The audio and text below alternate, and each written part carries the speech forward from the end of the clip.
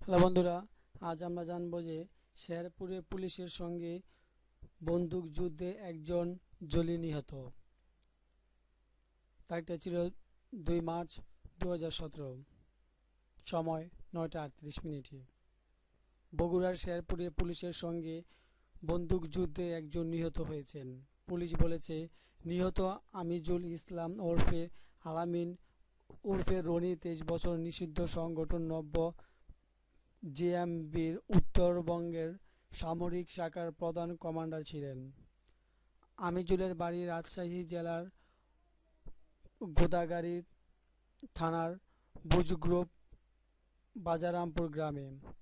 Police বলেছে, আমিজুল ইসলাম শেরপুরে জোয়ানপুরে বোমা বিস্ফোরণের মামলার সন্দিগ্ধ আসামি। গতকাল বুধবার দিবাগত রাত 3টার শেরপুরের সীমাবাড়ি রানীহাট আঞ্চলিক সড়কের উপজেলার বাবানীপুর ইউনিয়নের জামনগর কালভার্টের পাশে বন্দুকযুদ্ধের এই ঘটনা ঘটে। ঘটনাস্থল থেকে একটি পিস্তল, 3টি গুলি ও 2টি ম্যাগাজিন উদ্ধার করা হয়েছে। শেরপুর থানার ভারপ্রাপ্ত কর্মকর্তা ওসি খান মোহাম্মদ এরফান বলেন, গত মঙ্গলবার 28 ফেব্রুয়ারি রাত 9টায় শেরপুর থানার পুলিশ ও বগুড়ার গোয়েন্দা পুলিশ ডিবি আমিজুলকে তার নিজ গ্রাম থেকে আটক করে।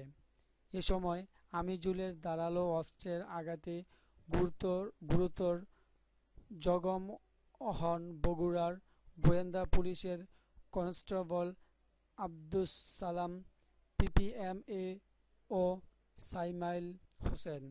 আহত 2 কনস্টেবলকে রাজশাহী মেডিকেল কলেজ হাসপাতালে ভর্তি করা হয়েছে।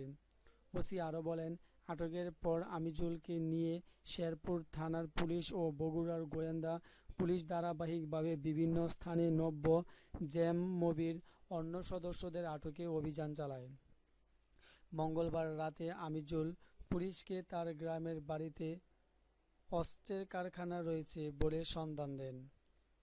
এই খবরে ওই সড়ক দিয়ে গাড়ি যুগে যাওয়ার সময় উপজেলার জামনগর কালভার্টের কাছে পৌঁছালে নব্য জেএমবির আমিজুলের সহযোগী ডিবি পুলিশের গাড়িতে আক্রমণ করে আমিজুলকে ছিনিয়ে নেওয়ার চেষ্টা করে। এ সময় উভয় পক্ষের মধ্যে গুলি বিনিময় হয়। তখন আমিজুল পালিয়ে যাওয়ার সময় গুলিবিদ্ধ হন। আহত অবস্থায় বগুড়ার শহীদ জিয়াউর রহমান মেডিকেল কলেজ হাসপাতালে নেওয়া হলে চিকিৎসক তাকে মৃত ঘোষণা করেন।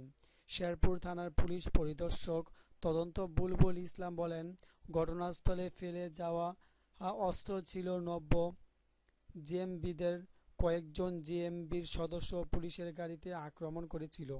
পুলিশ ও জেএমবির মধ্যে গোলাগুলির সময় আক্রমণকারী অন্য জেএমবির সদস্যরা পালিয়ে যায়। থ্যাংক ইউ বন্ধুরা, পুলিশের সঙ্গে সংঘবদ্ধ সেই জঙ্গি নিহতটির খবর জানার জন্য।